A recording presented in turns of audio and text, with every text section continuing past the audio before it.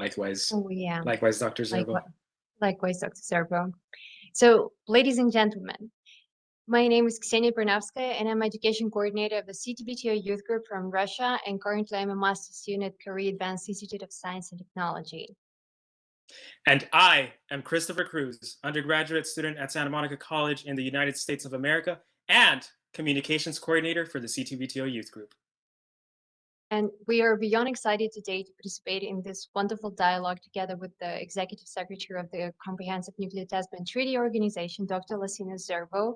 We are more than thankful for your time and for the whole support you've given to us over these 5 years.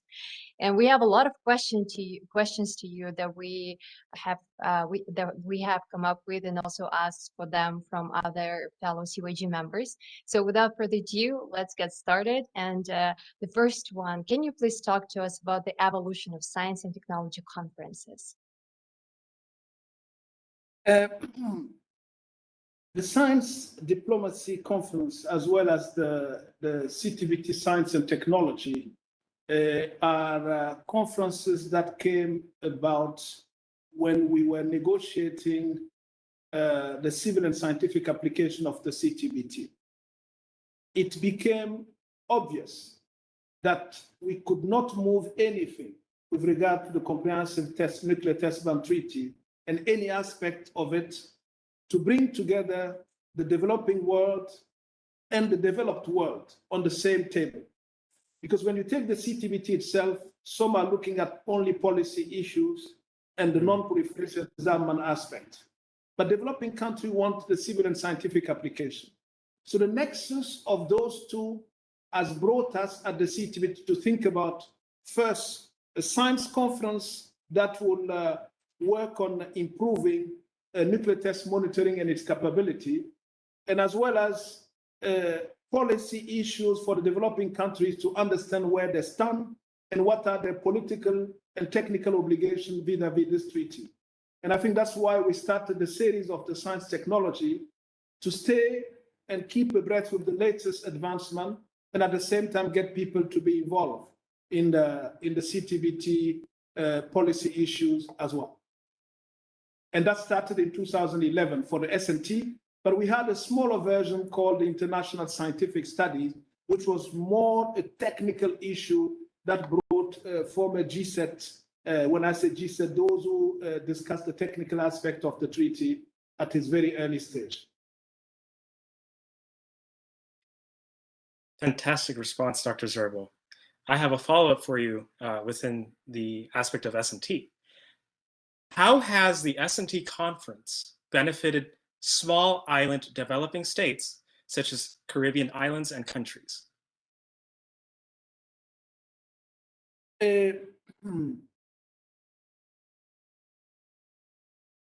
As I mentioned just now, if you take the tsunami accident that happened in 2004, and a lot of casualties, and then people were wondering what could have been done to anticipate vis-a-vis a tsunami.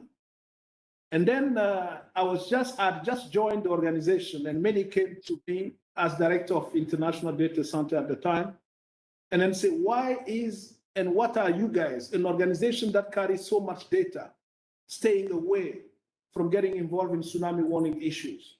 And then we started discussion. And then you had countries from the developing world like Thailand, who wanted to know more about the CTBT data and then how it could help the possible tsunami warning centers. And then others who were saying, this is not your mandate, you should focus on nuclear test monitoring.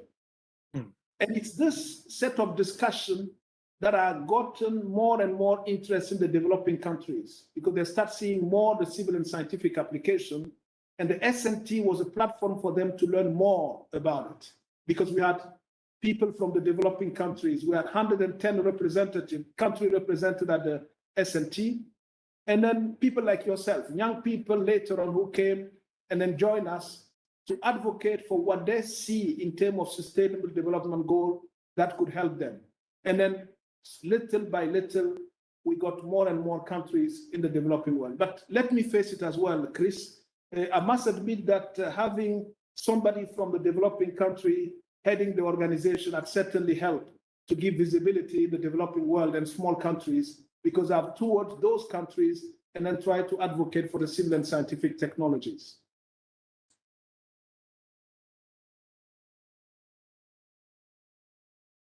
Thank you very much.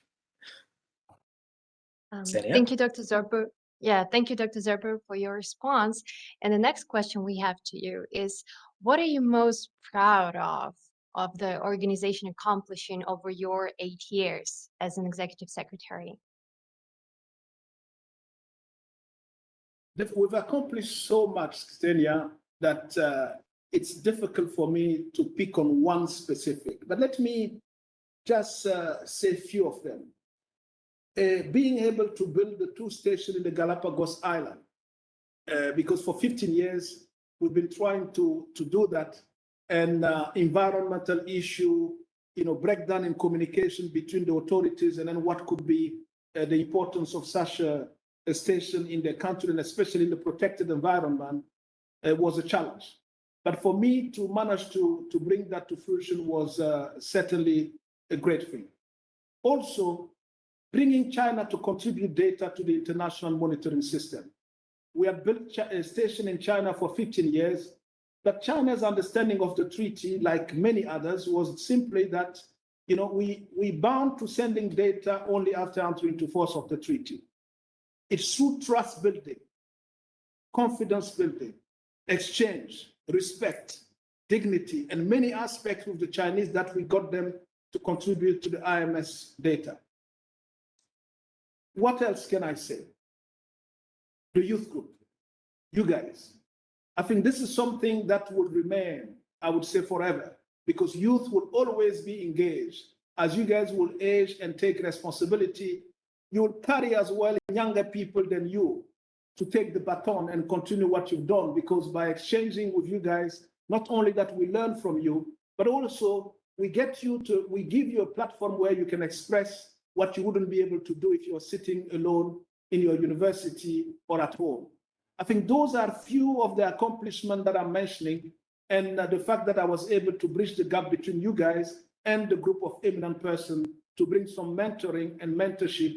And I think that's something that I will forever be grateful for the CTBT for giving me this opportunity. So Xenia, I can go on and go on and go on, but 3 or 4 examples I think are more than enough at this point in time. And no, if I forgot this, that would be bringing Cuba ratification.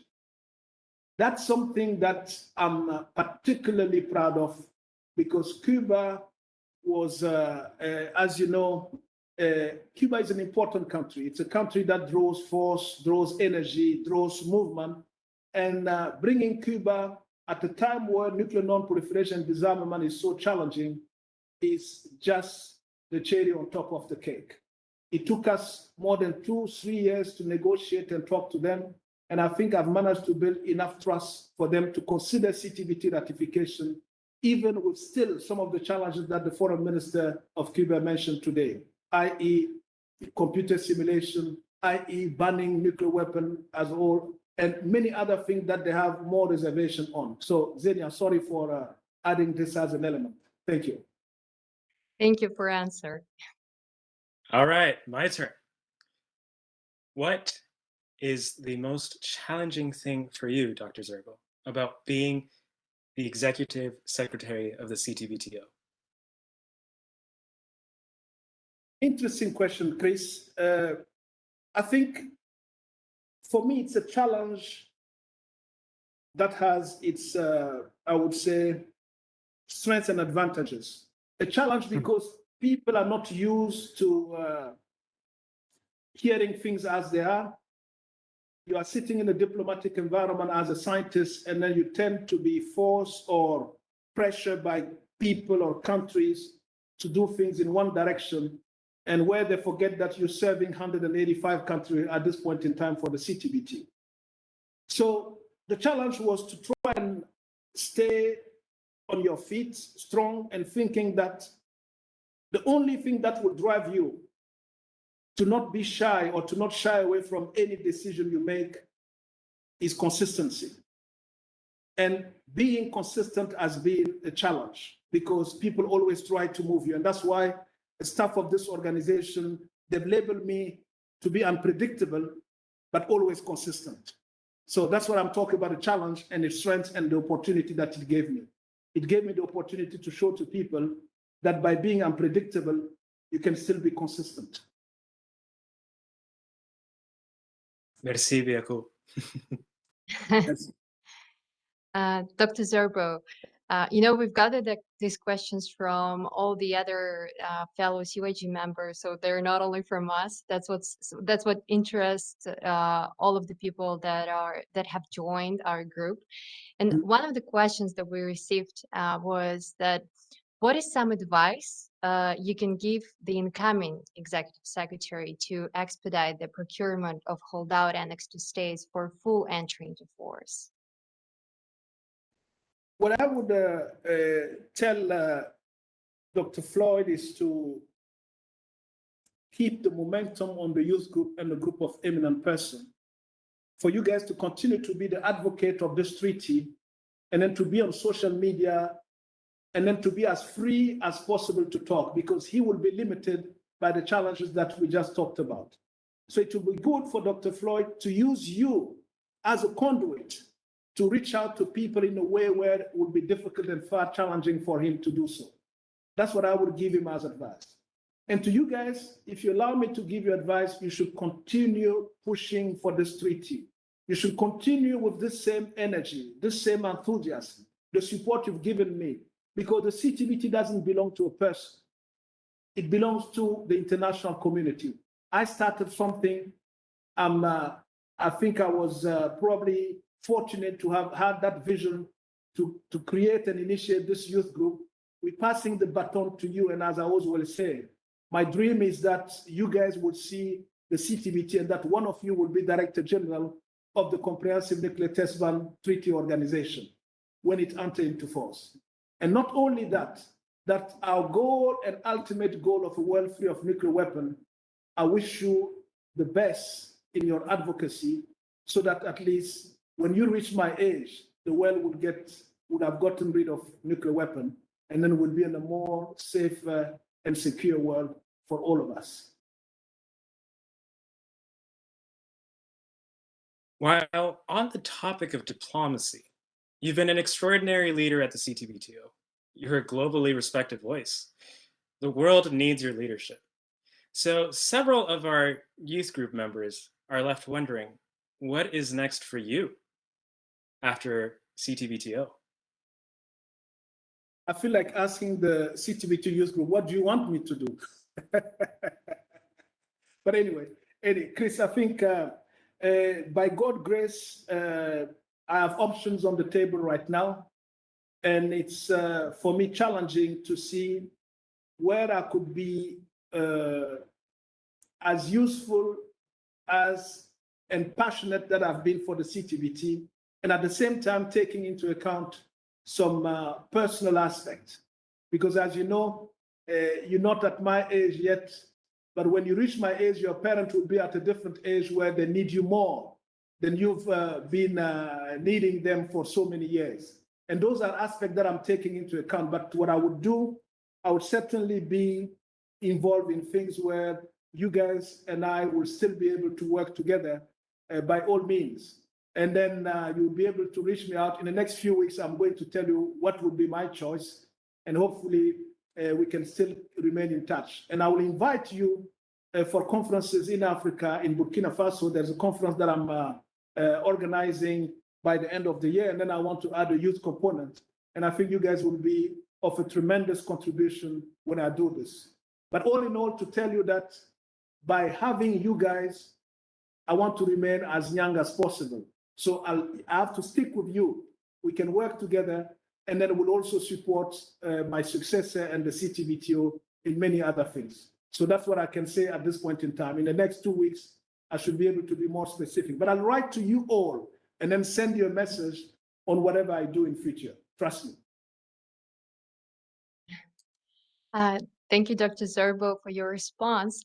And the next question for you, as someone from Burkina Faso, how do you appreciate the participation of African youth in promoting the ideals of the CTBTO and the involvement generally right now?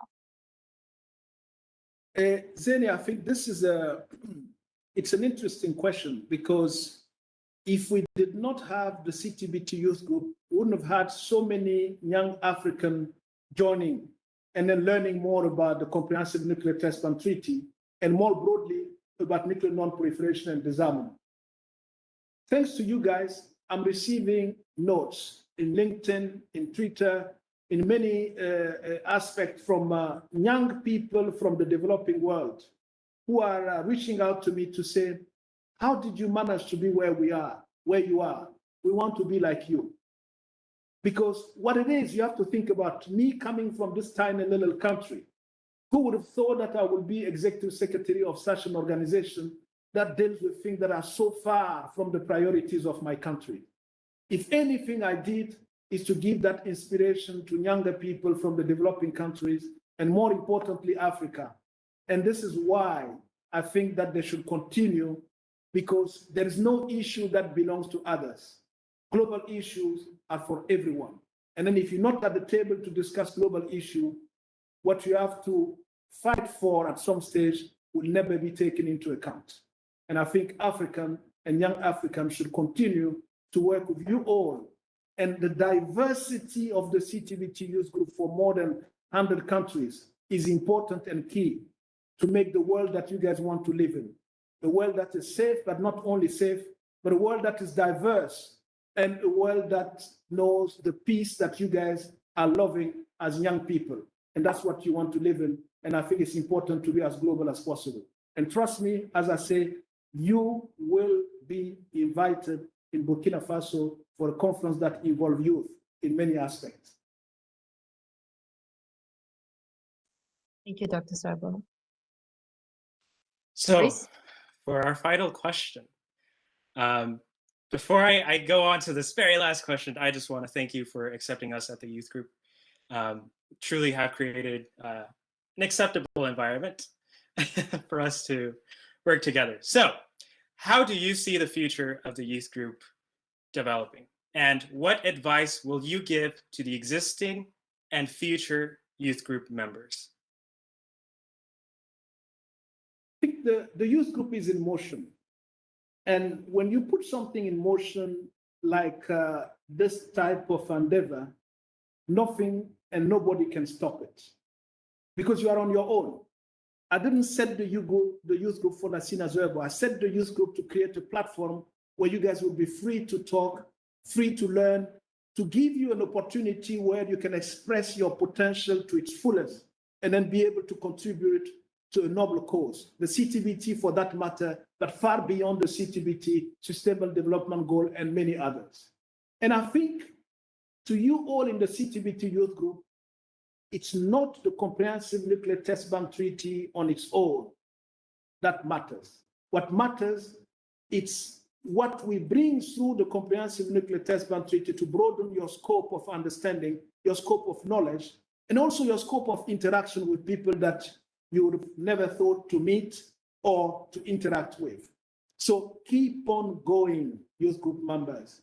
Broaden your scope, work together, stay linked, stay connected, and let's not forget about each other. You will have my contact. I want to keep in touch with you guys, and then to reach out to you when we need, and then to see how in moving the CTBT to the finish line, we can contribute to many other things together to make this world a safer place to all of us. To the newcomers, they should look at you guys. Chris, I met you, you were much younger, Xenia as well. And then at you guys' age, you grow faster than we do.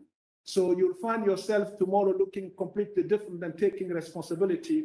I want the younger one to look up to you and then see if Chris has done it, if Xenia has done it, so I can do it. And that's what I would give them as advice, because you know this platform is wonderful, and then it's an opportunity for you to express yourself and then to get your potential for people to know what you can offer. Thank you, Dr. Zerbo, for answering. And we also have questions from stream from other members who are right now texting their questions and wanting to get the answers. So one of the questions is actually regarding the career. So I think you understand that, we're young and very energetic, and we really want to change this world and make, as you said, this world as a safer place, together with the CTBTO and CTBT entry into force. And we've had wonderful experience within the CTBTO youth group on a volunteering basis within different projects and initiatives. And I think one question that interests a lot of people within the CTBTO youth group: what is necessary to pursue a successful career in international organization like CTBTO?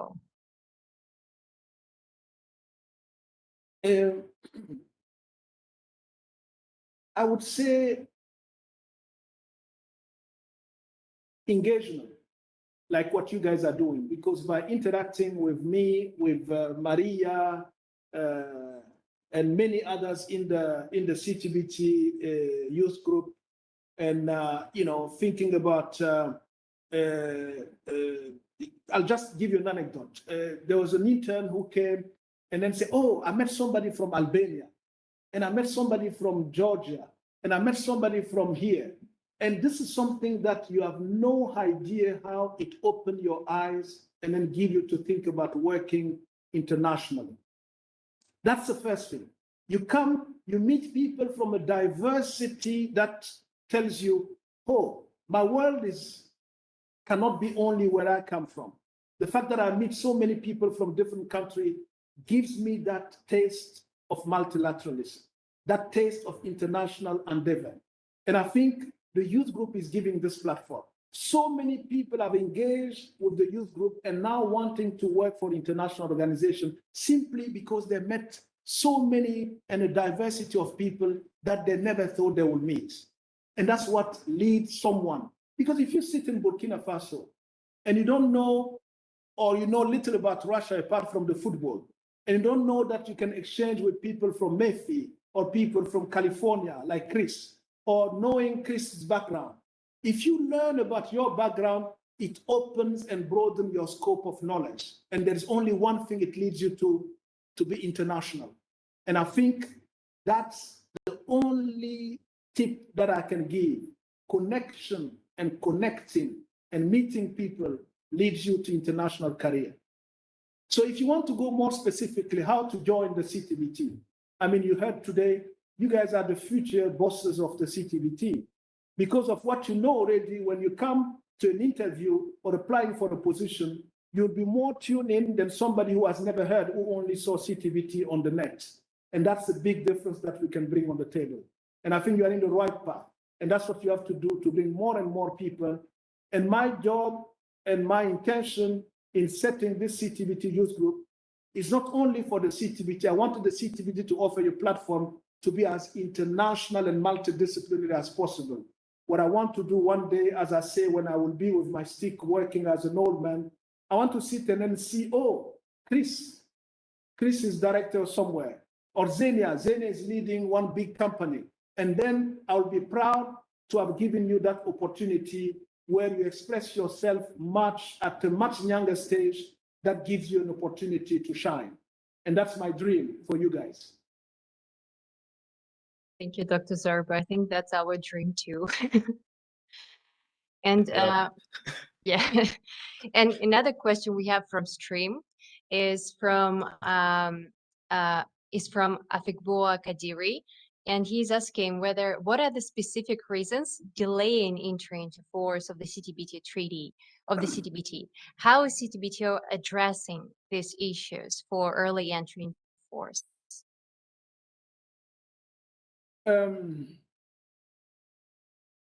As you know, the CTBT is the only legal framework where they've put 44 countries' ratification as absolutely necessary for its entry into force. And those countries, as it was said this morning, a country where they had the nuclear technology knowledge or nuclear material. And they were in that time, 44, but if we're putting the CTBT today to open for signature, it would be probably 70 I would say, or even more. So we have 36 of those countries who have ratified. The 8 remaining countries have domestic, political, geostrategical issues that are going far beyond the CTBT sounds restrictive. You heard, for instance, today the foreign minister of Cuba saying that he still maintains the fact that computer simulation should stop. And as you know, computer simulation is not in the framework of the CTBT. That's one challenge that we have to take into account. And that's why it was so hard for Cuba to join. And that's why I'm so proud to have managed to get them to join this treaty, because I know it will make a difference. The computer simulation is an issue that needs to be discussed.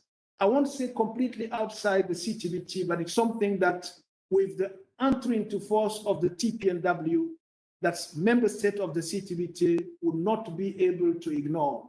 And you guys know of it.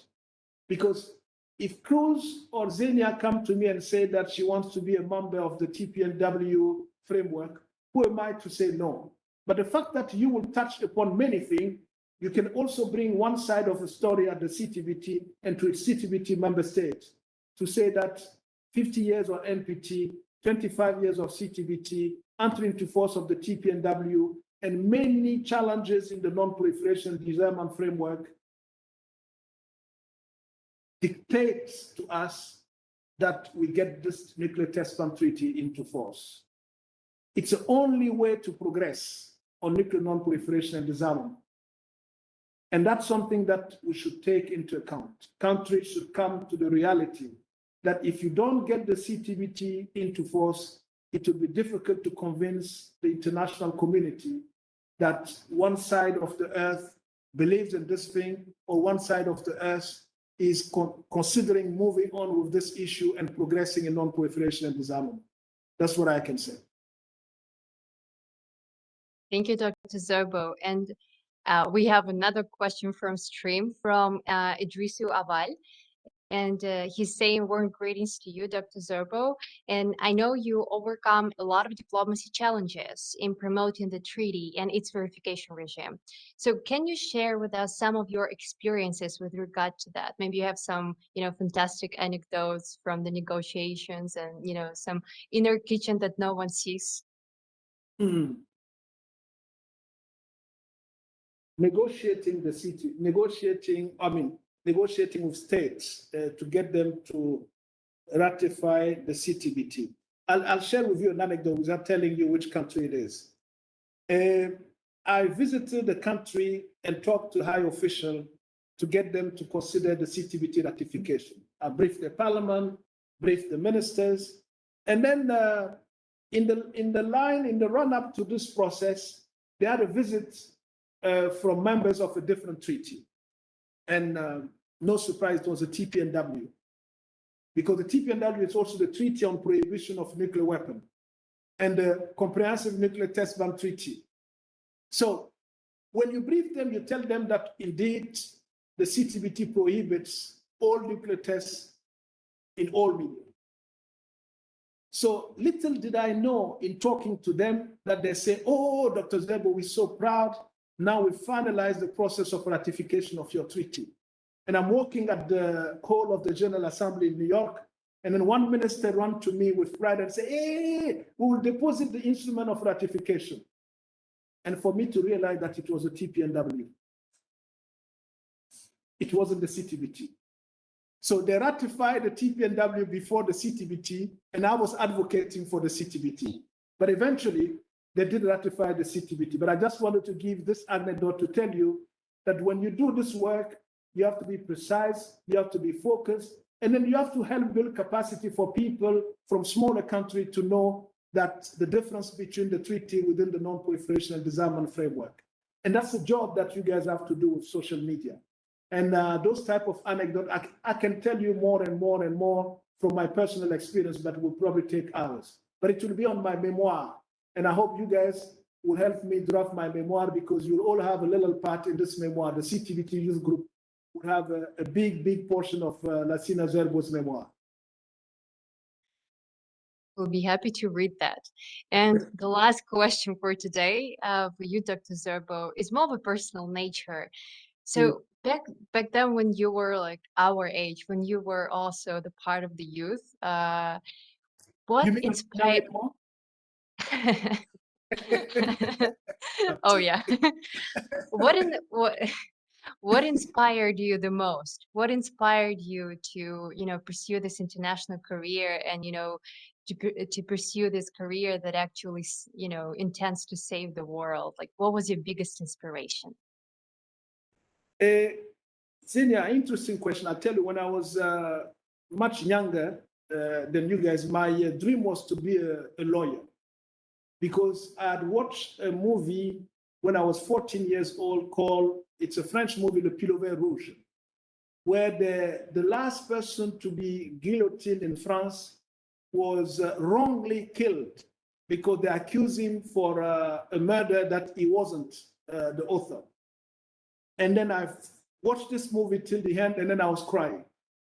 And then I went and told my dad, I want to be a lawyer to defend people who can defend themselves so that we don't have cases of this nature. And coming from Burkina Faso, you don't choose your career like you guys are so fortunate to do when you finish high school. The government decides for you at my time to tell you this is what you have to do because this is what your marks are. If you're good at science, even if you're good at science and literature, they'd rather send you in science. And this is how I got myself into geoscience. In geoscience, I still wanted to do law, but I was doing well. And then I ended up doing a PhD in geophysics and started working in the mining industry. And after 14 years, I was struck by a sense of social justice because I was working for big mining companies, going to those developing countries, negotiating a deal, exploiting the mine, and not seeing the positive impact on the community. And that's affected me a lot. And then I decided to move on to something that will help me globally make a difference. And that's how I got myself inspired as I was moving. And when I found the CTBT, both Xenia and Chris, you will be surprised. It was the only environment where I could fulfill my job as a lawyer and at the same time, my career as a scientist, because I was using science to promote a treaty and then making sure that the treaty enters into force, which is what a lawyer will do. So this is how I picked my inspiration on the way, because from my background from Burkina Faso, it was difficult to go and say, this is what I want to do, apart from seeing an inspiration from a movie or an inspiration from a star. You know, when we were kids, it's either you want to be Pele or you want to be this, football player or Garincha or, Socrates and all those big players that we saw in World Cup movies. We all wanted to play football, or Michael Jordan, for those who are much younger. I mean, those are the things that you see and then you want to do. And in terms of inspiration in world and global issue, we didn't have much connection. And that's why social media today is helping so many young people in Africa and the developing world. And that's what I say, broaden your scope, learning more and opening yourself to the world in a way where you can do much more. Thank you for such an inspiring response, and I think we also got inspired a lot now. Seriously, wow. Yeah. So on that note, we would like to thank you, Dr. Lassina Zerbo, for your presence today, for your support to the youth group. And personally, for me, I've been the part of the youth group for 3 years now, and it's been such an honoring and such a beneficial and great experience, and one of the best, I guess, experiences that I personally had in terms of international cooperation and just the nuclear field. So thank you for the opportunity. Thank you for supporting us. And yeah, I guess Chris also has something to say to you, and then we'll wrap up. Yeah. For sure. Thank you for passing the baton, Xenia. My parting words would be that Dr. Lassina Zerbo, we met in Japan 4 years ago, and I think my life has not been the same since that trip, where I learned about the CTBT and the CTBTO youth group, and just really your life story and your work is a testament of going the distance. And I just want everyone in this audience to know that it is possible. You got to believe in yourselves, and Zerbo is proof of that. So thank you, everyone. Thank you, Dr. for the privilege of your time and attention. You're making me emotional now. Thank you. Thanks. Thank you. Thanks.